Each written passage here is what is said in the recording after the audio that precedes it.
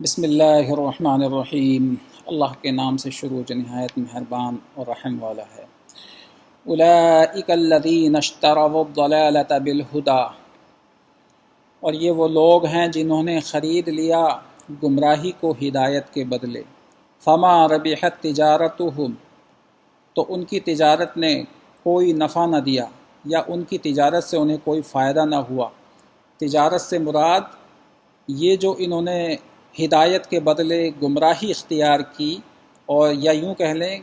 کہ ہدایت کے بدلے انہوں نے گمراہی خرید لی، کیونکہ ان کے سامنے دونوں چیزیں موجود تھی۔ اگر ذی عقل ہوتے اور ذی شعور ہوتے اور صحیح معنی میں اچھے تجارتی ہوتے تو کبھی بھی فائدے کا سودا نہ چھوڑتے، یہ نقصان والا سودا نہ لیتے۔ اس لیے اللہ تبارک و تعالیٰ فرماتا ہے فما ربحت تجارتہم، یعنی ان کی تجارت نے انہیں کوئی نفع نہ دیا۔ وما کانوا مہتدین،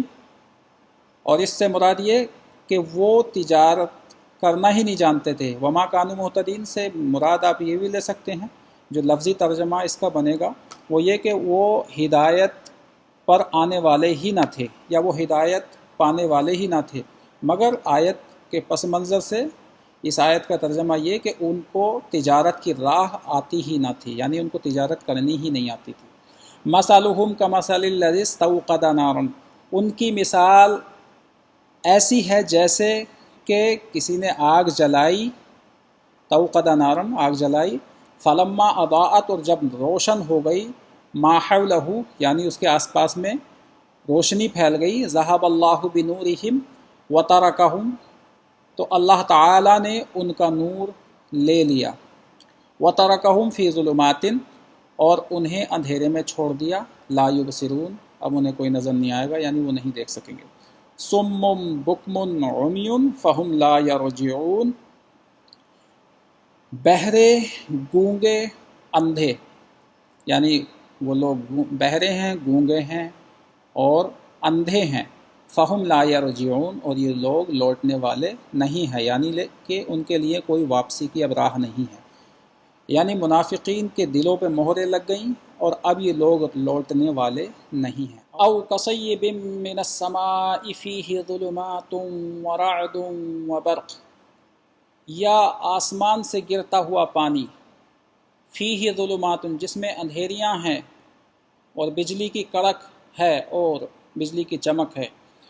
یجعلون اصابعہم فی آذانہم، اور ٹھونس لیتے ہیں اپنی انگلیوں کو اپنے کانوں میں، من الصواعق حذر الموت، بجلی کی کڑک کے سبب موت کے ڈر سے، واللہ محیط بالکافرین، اور اللہ کافروں کو گھیرے ہوئے ہے۔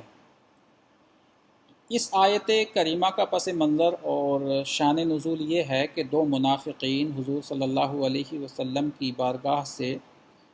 بیزار ہو کے کفار کی طرف روانہ ہوئے،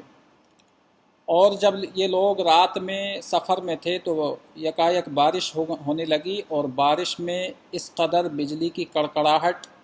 اور بجلی کی گرج اور چمک تھی کہ یہ لوگ اتنے خوف زدہ ہو گئے، اور انہیں یہ یقین ہو گیا کہ حضور کی بارگاہ سے جو نکل کے آئے ہیں یہ ان پر عذاب مسلط ہوا ہے۔ لہٰذا یہ لوگ تائب ہو گئے، اور انہوں نے دل میں ارادہ کیا کہ اگر اللہ ہم کو صبح تک عافیت میں رکھے، خیریت میں رکھے، تو ہم واپس حضور کی بارگاہ میں چلے جائیں گے اور ہم آگے نہیں جائیں گے۔ لہٰذا اسی آیت میں ان کا یہ ذکر ہوا، یکاد البرق یخطف ابصارہم، اور گویا ایسا محسوس اور ایسا معلوم ہوتا تھا کہ بجلی ان کی آنکھوں کو اچک لے گی، کلما اضاء لہم مشوا فیہ، اور جب روشنی ہوتی تو یہ لوگ چلنے لگتے اس میں، وَإِذَا أَظْلَمَ عَلَيْهِمْ قَامُوا، اور جب اندھیرا ہوتا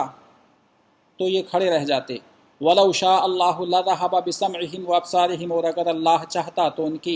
ان کے کان اور ان کی آنکھیں لے لیتا، یعنی ان کی سماعت اور بصارت چھین لیتا۔ ان اللہ علی کل شیء قدیر، بے شک اللہ ہر چیز پہ قادر ہے، بے شک اللہ سب کچھ کر سکتا ہے۔ اور ان آیات میں اللہ تبارک و تعالی نے جو مثالیں دی ہیں ان مثالوں میں اہل یہود بھی شامل ہیں، اس لیے کہ ان کی کتاب تورات میں اللہ تبارک و تعالی نے پہلے سے ہی حضور کی تشریف آوری کے تعلق سے پیشن گوئیاں دی ہوئی تھی، اور یہی وجہ ہے کہ یہ لوگ مدینے میں آ کے بس گئے تھے، اہل یہود، اور انہیں یہ لگتا تھا کہ حضور ہمارے ہی یہودیوں میں سے ہوں گے۔ لہٰذا جب حضور کی تشریف آوری ہوئی اور حضور کا مذہب اسلام میں آنا، ان کو یہ بات ہضم نہ ہوئی، کیونکہ انہیں یہ لگتا تھا کہ جو پیشن گوئیاں دی ہوئی ہے وہ پھر ان کے تعلق سے نہیں ہے، وہ ہمارا کوئی دوسرا پیغمبر مبعوث ہوگا۔ لہٰذا انہوں نے حضور صلی اللہ علیہ وسلم کی رسالت کا بھی انکار کیا اور وہ ان کے منکر ہو گئے، کیونکہ انہیں یہ لگتا تھا کہ حضور یعنی جو نیا پیغمبر جس کی پیشن گوئیاں تورات میں دی ہیں وہ اہل یہود میں سے ہوگا، مگر یہ چونکہ یہ مذہب اسلام میں ہوئے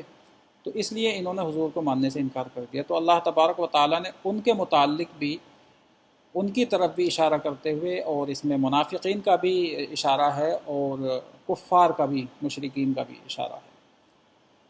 اللہ تبارک و تعالی ہم کو عمل کرنے کی توفیق عطا فرمائے۔